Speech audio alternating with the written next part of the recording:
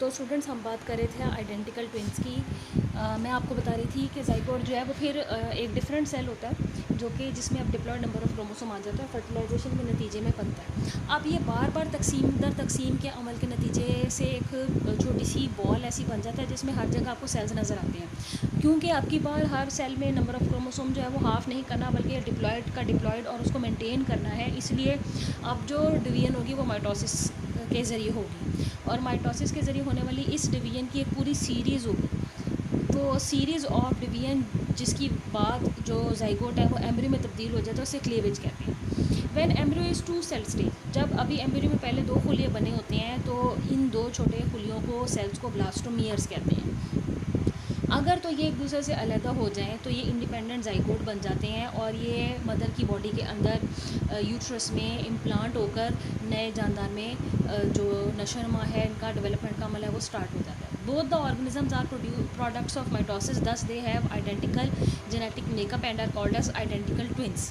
क्योंकि अब जो माइटोटिक डिवीजन हुई है उसके नतीजे में एम्ब्रियो से दो सेल बने और दो सेल से दो नए जानदार अलग अलग बन रहे हैं, तो इसको हम एसेक्सुअल मेथड कहेंगे, क्योंकि माइटोसिस की वजह से ये दो सेल्स अलहदा हो गए हैं, मुकम्मल तौर पर जुड़े नहीं रहे और इसके नतीजे में जो बनने वाले बच्चे होंगे वो आइडेंटिकल ट्विंस होंगे। आइडेंटिकल ट्विंस का मतलब है कि जुड़वा बच्चे और जो शक्ल में भी एक जैसे होते हैं।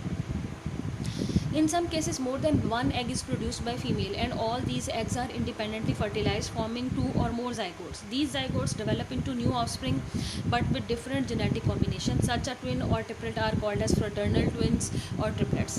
ये सेक्चुअली रिप्रोड्यूस होते हैं। जी बिल्कुल सही बात है। अमूमन जो फीमेल ऑर्गेनिजम्स होती हैं उनमें दो ओवरीज होती हैं और मंथ बाय मंथ एक पीरियडिकली एक मेथड के थ्रू ओवरीज के अंदर एग प्रोडक्शन होती है और एक एग में एक ओवरी में एक ही एग बनता है। लेकिन कुछ फीमेल्स में एक से ज़्यादा ओवरीज जो हैं, जो दोनों ओवरीज हैं वो इस तरह से फंक्शनल होती हैं कि ज़्यादा एग्स भी बनते हैं और अगर हर एग इंडिपेंडेंटली जो है फर्टिलाइज़ कर जाए स्पर्म के साथ, सो जितने एग फर्टिलाइज्ड होंगे जैसे कि दो या तीन, तो वो अलग अलग जानदार में जो है वो नशोनुमा पाएंगे और जब उनकी बर्थ हो जाएगी तो जब दुनिया में आएंगे तो हम देखेंगे, क्योंकि अलग अलग स्पर्म के साथ फ्यूज़ हुए अलग अलग एग्स थे तो उनकी शक्ल भी आपस में नहीं मिलती होगी। इनको हम कहेंगे फ्रेटर्नल ट्विंस अगर तो जुड़वा है, लेकिन जुड़वा इस तरह से कि बर्थ इकट्ठी हुई है लेकिन शक्ल नहीं मिलती।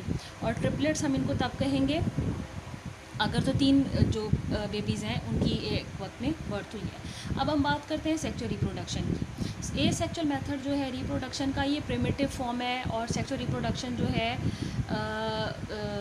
वो जो है प्रिमिटिव उसकी एक किस्म है ये asexual reproduction. It is thought that asexual method of reproduction is a primitive form of reproduction than sexual reproduction. At a later stage, a mechanism have evolved leading to production and union of gametes. Meiosis and genetic combination played a major role in the development of more complex form of life, types of gametes, form of identical gametes.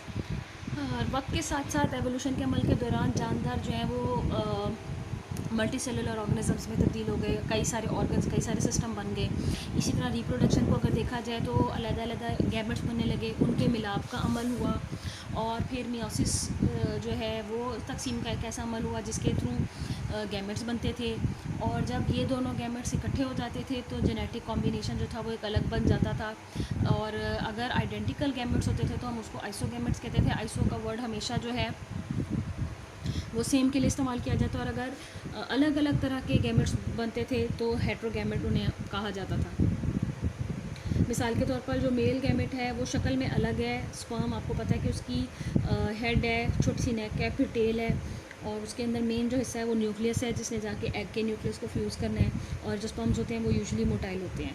तो जबकि हम यही जो भी आपने antherozoids और sperms आम regular जिनके बारे में कॉन्सेप्ट आपको है उनके बारे में आपने यही बातें देखी होंगी। जबकि जो फीमेल गैमेट है वो साइज़ में थोड़ा सा बड़ा होता है, वो नॉन मोटाइल होता है और उसमें भी न्यूक्लियस इंपॉर्टेंट है क्योंकि वो मियोसिस के प्रोसेस से गुजरता है। नंबर ऑफ़ क्रोमोसोम हाफ होता है लेकिन स्पर्म के साथ फ्यूज़ करने के बाद वो डबल हो जाता है। तो अब ये कुछ चीज़ें इन्होंने आपको टेबल में दिखाई हैं। ये एक कंपैरिजन दिखाया है उन्होंने एसेक्सुअल रिप्रोडक्शन और सेक्सुअल रिप्रोडक्शन का। दोनों ही बड़े इंपॉर्टेंट प्रोसेसेस हैं अगर हम इनको कंपेयर करें तो फिर हमारे पास ये टेबल में आ जाती हैं। कंपैरिजन जब हम देखते हैं तो हम देखते हैं कि क्या सिमिलैरिटीज़ और क्या डिफरेंसेस हैं।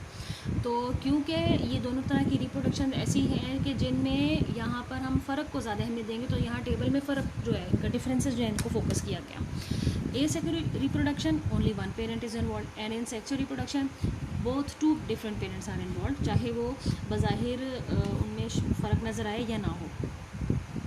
गैमेट्स नहीं बनते सेक्सुअल रिप्रोडक्शन में, गैमेट्स बनते हैं, फर्टिलाइजेशन करते हैं, दो अलग तरह के गैमेट होते हैं और उनके मिलाप से ज़ाइगोट बनता है जो डिप्लॉयड होता है। सेक्सुअल रिप्रोडक्शन में मियोसिस नहीं होती, सेक्सुअल रिप्रोडक्शन में मियोसिस होती है और एक गैमेट्स बनाने में मदद देती है। ऑफस्प्रिंग जो पैदा होते हैं सेक्सुअल रिप्रोडक्शन के तरीके से वो बिल्कुल आइडेंटिकल होते हैं, और वो ऑफस्प्रिंग जो सेक्सुअल रिप्रोडक्शन के थ्रू पैदा होते हैं वो आइडेंटिकल टू पेरेंट्स नहीं होते। तो ये जो सेक्सुअल रिप्रोडक्शन मेथड है ये एनिमल्स में भी है, प्लांट्स में भी है, लोअर एनिमल्स में है, हायर ऑर्गेनिज्म में जाके फिर ये नहीं है उस तरीके से। और जो सेक्सुअल रिप्रोडक्शन है ये पौधों में भी है और जानवरों में भी है, और हायर ऑर्गेनिज्म में, इंसानों में भी सेक्सुअल रिप्रोडक्शन है।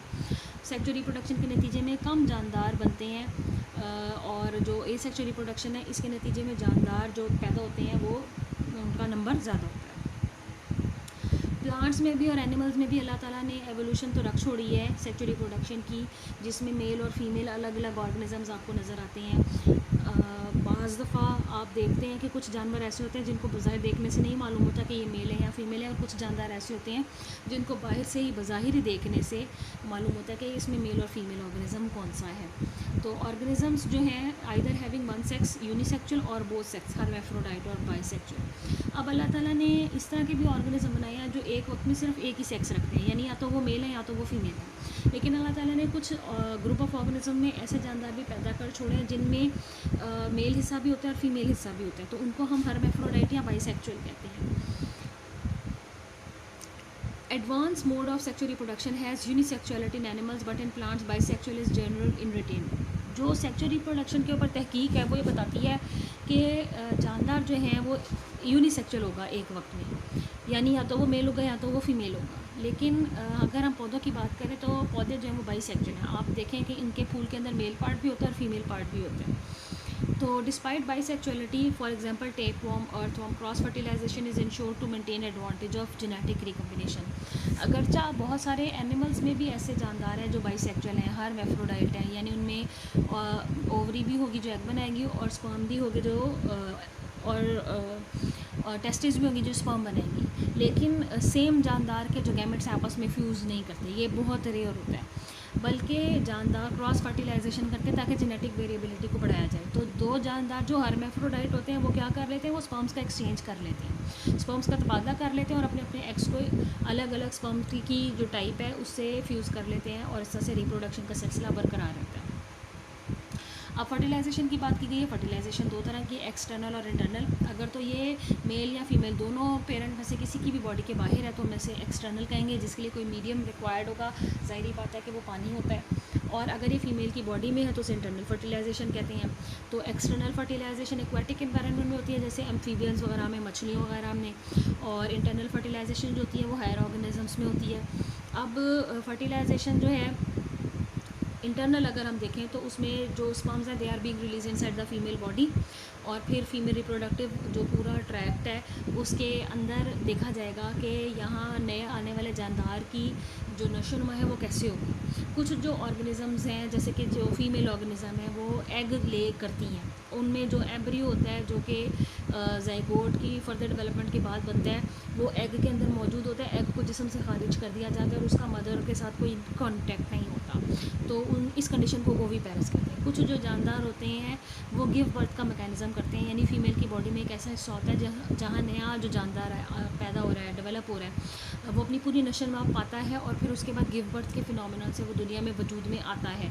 तो इसको विविपेरस कंडीशन कहते हैं। जैसे ह्यूमन बींग्स में, जैसे कि हायर ऑर्गेनिज्म, काओ, बफलो, कैट वगैरह में आप देखते हैं। कुछ ऐसे जानदार भी होते हैं जो कि ना ही मुकम्मल तौर पर ओविपेरस है ना ही मुकम्मल तौर पर विविपेरस है, तो उनको ओवोविविपेरस कहते हैं। इस कंडीशन में फ़ीमेल एग को फर्टिलाइज करके अपने जिस्म के ही किसी रिप्रोडक्टिव ट्रैक्ट में रखती तो है, लेकिन मदर का डेवलपिंग बेबी के साथ कोई डायरेक्ट कांटेक्ट नहीं होता। अंडा फीमेल की बॉडी में ब्रेकअप होता है और फिर जानदार इस दुनिया में आता है। तो इस तीसरी कंडीशन को ओवोविविपेरस कहते हैं। विविपेरस ओवोविविपेरस एनिमल्स, ये विविपेरस ओवोविविपेरस जो दो ऑर्गेनिज़म्स हैं, ग्रुप हमने बना दिए हैं, ये ओविपेरस ऑर्गेनिज़म से ज़्यादा बेहतर है, क्योंकि ये अपने यंगवन को डेवलपमेंट के प्रोसेस के दौरान ज़्यादा बेहतर तरीके से नशोनुमा फराहम करते हैं। और जो विविपेरस वाले हैं उनमें तो आपको पता है कि मदर जो कुछ ईट अप करती है वो कुछ टिश्यू से कुछ तरीके से जो है वो डेवलपिंग ऑर्गेनिज़म को भी मिलता रहता है।